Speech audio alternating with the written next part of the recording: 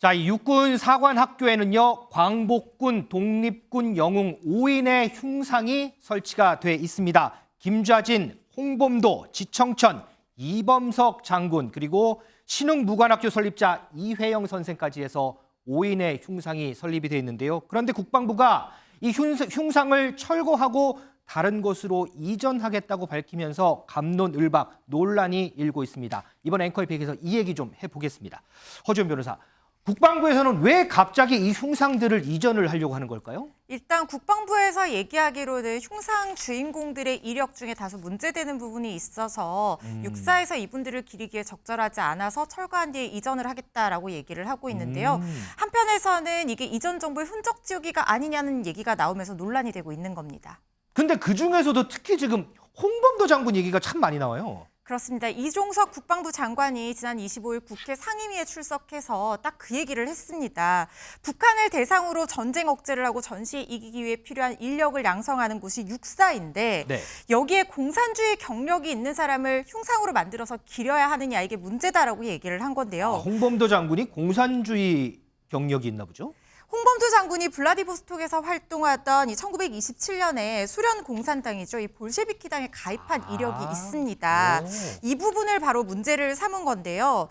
그런데 이것이 또 문제가 되는 것이 지난 이전 정부에서 이 흉상을 설치한 지 불과 5년밖에 되지 않았고요. 또 홍범도 장군 유해가 78년 만에 공군의 호위를 받으면서 고국으로 돌아온 지 2년밖에 되지 않은 시점인데다가 이 2018년 문재인 정부 때 이분을 기린다고 하면서 탄피 300kg을 녹여서 이 흉상들을 만든 거거든요.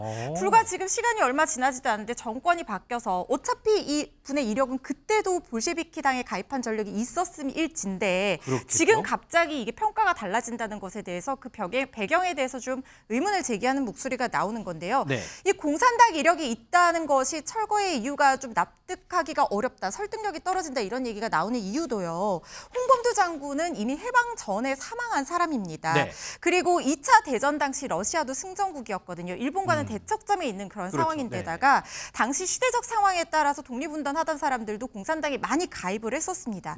그리고 말년에 이 공산당으로부터도 버림받아서 카자흐스탄으로 강제 이주를 당해서 극장지기로 활동하면서 동포 사회를 돌보았던 그런 이력도 있고요. 네. 대한민국 건국을 부정하거나 북한 공산주의 건설을 위해 활동한 이력은 없기 때문에 이 공산당 가입 이력 자체가 과연 철거 이전의 어떤 그 합리적인 이유가 될 수 있는 것인지에 대해서 의문의 목소리가 나오고 있는 겁니다. 자, 그래서요, 정치권에서도 이 흉상 이전을 갖고 지금 여러 가지 얘기들이 매일같이 나오고 있거든요. 그 얘기 좀 들어볼까요?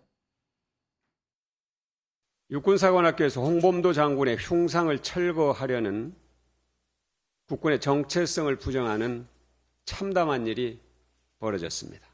대한민국의 정통성을 부정하고 독립운동의 자랑스러운 역사를 지우는 반역사적, 반민족적 폭거입니다. 국민의힘이 나서서 홍범도 장군을 비롯한 독립운동가의 흉상 이전 계획을 취소시키기 바랍니다. 이 어처구니없는 일을 벌인 국방부 장관에게는 반드시 합당한 책임을 묻겠습니다. 지금 홍범도 장군 흉상은 철거가 아니라 독립기념관 이전 문제로 알고 있습니다. 이것을 가지고 저열한 역사 인식이라고 하는 것은 그 사안에 대한 실체를 정확히 국민들에게 말하지 않고 오로지 정쟁으로 일관하는 민주당식 선전선동이다라고 저는 말씀드릴 수 있습니다. 홍범도 장군과 관련된 부분은 봉오동 전투에서 대승을 이끈 독립전쟁의 영웅이시고 또 한편 여러 가지 논란도 있으신 분입니다.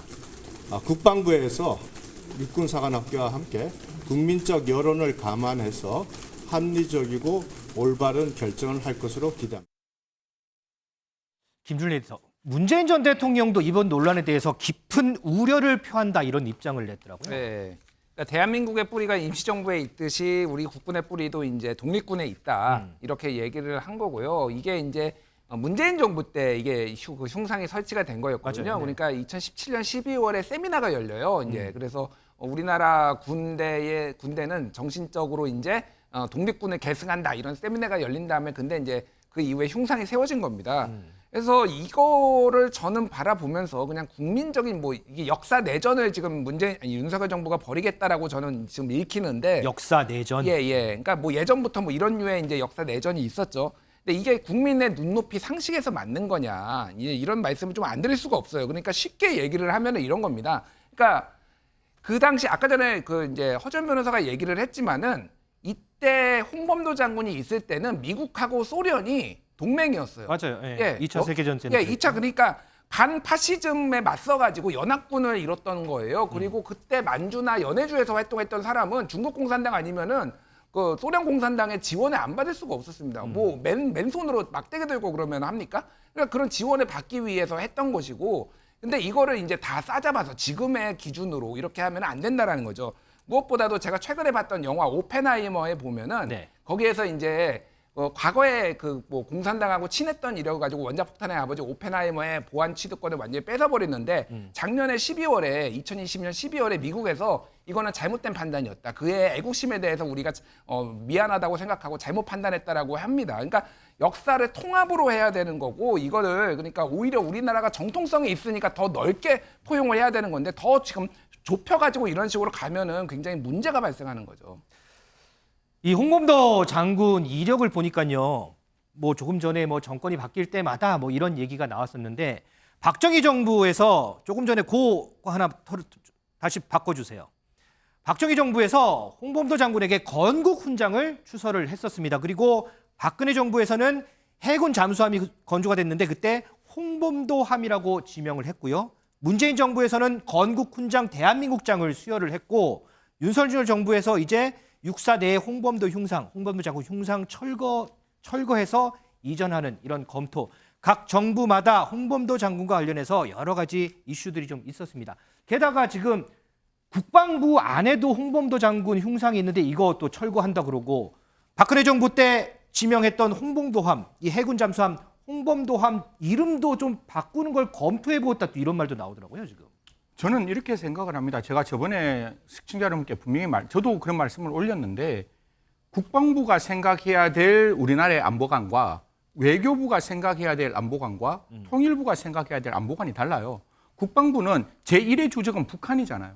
그러면 북한하고 싸우는 그 내용이 북한이 지금도 공산당이 아니라고 이야기를 할 수밖에 없는 입장이잖아요. 그러면 국방부 안에서 김홍도 장군의 흉상을 옮겨서 옮겨서 그거를 독립기념관으로 보낸다는 거는 저는 맞는 일이라고 생각합니다. 왜냐하면 국방부는 국방부의 주적이 있고 국방부 안에서 공산당의 이력이 있는 사람의 흉상을 지워서 그 사람의 이력을 지우는 게 아니라 홍범도 장군은 분명히 제가 생각했을 때는 제가 독립운동에는 굉장히 봉오동 전투에서 너무나 혁혁한 공적을 세우신 장군이세요. 네. 그러면 독립기념관으로 옮겨서 독립의 영웅으로 만들어가는 게 맞지. 그걸 북한을 주적으로 대상하는 육군사관학교에 저 북한이 공산당이고 쟤들이 우리의 주적이라고 가르쳐야 되는 그 교육의 현장에서 소련 공산당에 들어가는 사람을 흉상으로 만들어 놓으면 저는 약간 아노미가 발생할 수 있을 것 같아요. 그래서 지금 정부가 생각하는 게 홍범도 장군의 그 독립운동의 그 역사적 사실을 지우는 게 아니라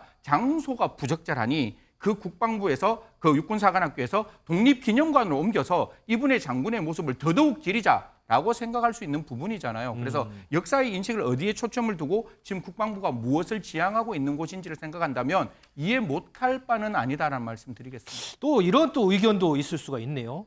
자, 이번 논란이요. 좀 전에 야당 의견도 들어봤지만 여당 내에서도 비판도 나오는 목소리가 있거든요. 그 얘기 좀 들어보겠습니다. 그래서 개인적으로 봤을 때는 이게 이제 문재인 정부에서 이루어졌던 일들에 대한 약간의 조정 과정들을 국방부 육사가 추진한 게 아닌가 싶은데 이 과유불급이 아닌가 생각이 좀 듭니다. 피치 못하게 잠깐 공산당의 몸을 담은 것과 정률성처럼 적극적으로 중공군과 공산당 앞잡이가 되어서 우리 국민들 죽이는 데 기여한 것은 다르잖아요. 그러니까 뭐 저의 개인적 생각입니다만 홍범도 장군 동상은 그대로 놔두고 정률성 역사공원을 폐지하고.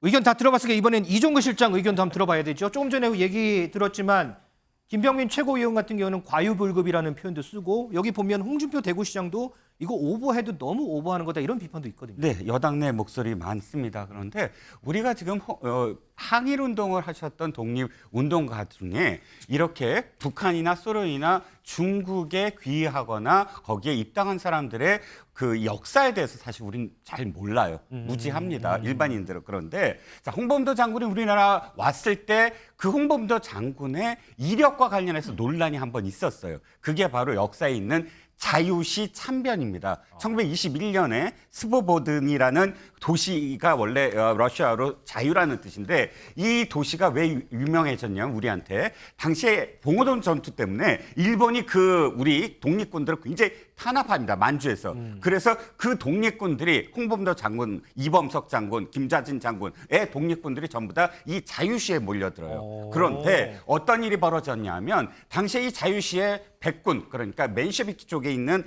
고려 혁명군이 있고요. 아까 저 볼셰비키 쪽에 고려 혁명군이 있고요. 이들이 어떻게 하냐면 이 간도에서 오는 우리 독립군들을 이 중국에 그 도적 취급을 해요. 그러면서 전부 다 저길 내려놔라.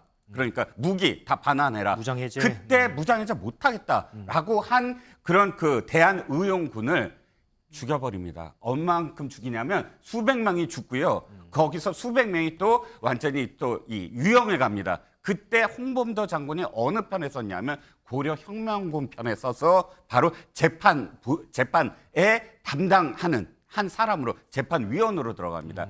그 이력 때문에 자유시 참변의 홍범도의 책임은 무엇이냐라고 묻는 것이 이범석 장군이나 김자진 장군. 이범석 장군이나 김자진 장군은 당시에 나 무기 못 내려놓겠어 그러고 만주로 돌아와서 다시 항일 운동을 하거든요. 네. 그러면 짧게 말씀드리면 단순히 소련의 공산당에 가입했다가 아니라 이 이력 때문에 나중에 굉장히 그 안에서도 비판을 많이 받고요. 그 다음에 레닌으로부터 총을 받습니다.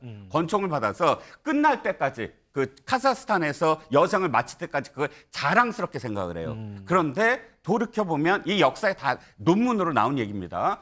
그 레닌이 왜 다음에 불러서 권총을 줬을까? 바로 볼셰비키 편에 서서 자신들과 함께했던 대한의용군을 처단하는데 앞장섰기 때문이다. 라는 그런 의혹이 있다는 것이죠. 그러니까 단순히 홍범도 장군이 물론 봉오도 전투에서 승리를 이끈 지장입니다. 하지만 자유시 참변과 과연 전혀 별개의 문제였을까라는 의혹이 상당히 많다는 겁니다.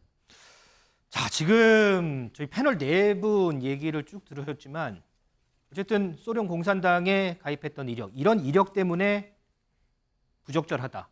이거 잠시 그 당시 상황이 있었기 때문에 잠시 몸담았던 거 아니냐. 이거보다는 우리 독립에 더 지대한 공을 세운 부분들이 더 크다. 어쨌든 갑론을박이 계속 벌어지면서 이 흉상 철거 이전 문제 가지고 계속해서 좀 얘기가 나올 것 같습니다. 이게 앞으로 좀 어떻게 매듭이 씌워질지 시간이 조금 걸릴 것 같은데 이 부분도 저희가 계속해서 좀 살펴보도록 하겠습니다.